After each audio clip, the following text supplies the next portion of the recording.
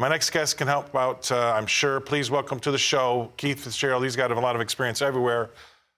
Okay, Keith. It's like they've got the boot on the back of your neck here. Everywhere small businesses turn since March of 2020, they've been up against something, whether it be government mandates, whether it may be the pandemic, whether it may be a fight for labor with the labor pool. It's when are we going to start to see that boot being taken off the back of those necks? Because small business is a large part of our U.S. economy.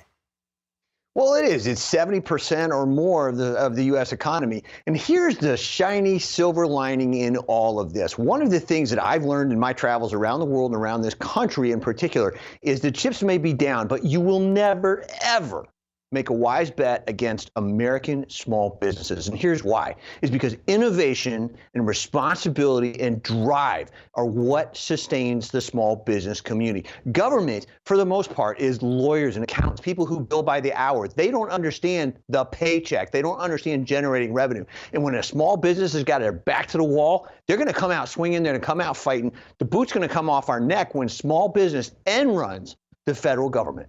You know, I used to have a great boss when I lived in London, and he made it very clear the difference between income earners and income burners, right? The income burners are regulation. That's the government that takes the money out of our hands and tries to redistribute it, and that's been not working as of late. But yeah, I think you're right. With our small business, I would never, ever want to bet against them, but it just seems like, and Jim Urio, you know Jim, he was in the last segment, he was just saying that it's almost like they're pointing a finger at you, like, we don't like you, you're stealing from us, and we're going to get it back. It's almost like there's this adversarial relationship with 70% of the U.S. economy. Well, sadly, I think Jim's right, because what's the one thing that government wants to do? Government wants to continue to exist, and the people who are creating those regulations, A, don't run small businesses for the most part, and B, simply want to get reelected. They've forgotten who they went there to serve and why. So this notion that suddenly we're going to take away your gravy train, I don't think so. They want to rain on our parade because they don't have one of their own. And so the way I look at it, and maybe it's a little bit twisted, but I'm here for the small business, right? Farmers are small businesses. That's why I do this show, But when I see the situation when it comes to our own oil problems, right? Where how much that's costing us both here and our customers and allies abroad, where all we have to do is pull it out of the ground ourselves and we take away a lot of those problems. We have everybody every day paying extra at the pump for those decisions that we're making right now. And I just don't think that's fair. And you know how much energy is involved with everything, especially when it comes to a small business. And so we've got that big boot on the back of their necks, and they're not letting up because it just seems like they don't care.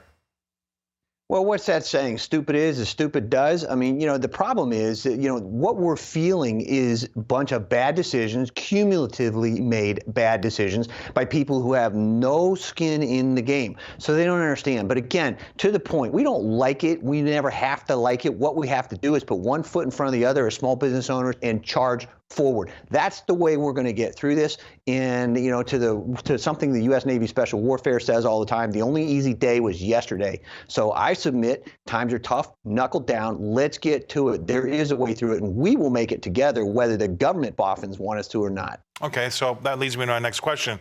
You run money, you've got customers, you've got clients. How are you helping, usher them through this time if you have small business as customers? What are you telling them right now about the next 2, 3, 5 years? Well, it's very interesting. What we're telling them is the same thing we told them before this crisis. You've got to have a vision, you got to have a focus, and you got to know what you want to accomplish. There's a lot of reasons not to get started. There's a lot of reasons to knuckle down, go hide in a hole somewhere with a sign on your rear end that says, "Kick me when it's over." But that's not how you live life. That's not how it works. This is unfortunate. It stinks, but we've got to stay focused and we got to stay forward. So we're continuing to invest through this. The small businesses are continuing to knuckle down, do the best they can with labor, with fuel, with costs. Right. Trying to pass those things along to pay their people. Fortunately, every small business I know, every owner that we've talked to is doing everything they can to hire and retain the best people. And that's a powerful signal that everybody does want to get through this. All right, I'm going to end it on this. I think that's fantastic, Keith. But, I take the positive point of view that you have, right? And when I say that, yes, things could get tough here for the short term, when everything's status quo, it's harder to break in and maybe have an advantage and get something done. But when God sticks his hand in that pond and he really, mushes everything around, that to me creates opportunity. That's an opportunity. Chaos always creates chaos always creates opportunity. opportunities, guys. So take a look at it that way. Don't look at it like you said under the desk with a sign on your back.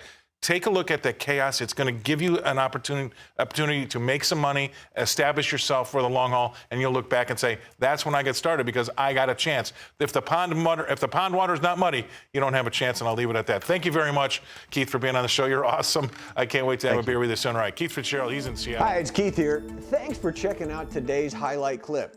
What'd you think? Did I make sense? Is there something you'd like to add? Make sure you leave a comment down below, and of course, click subscribe to keep up right here on YouTube, or sign up for the email newsletter at the link below. You can also find me on Twitter and Instagram for my real-time thoughts on markets, analysis, and a whole lot more.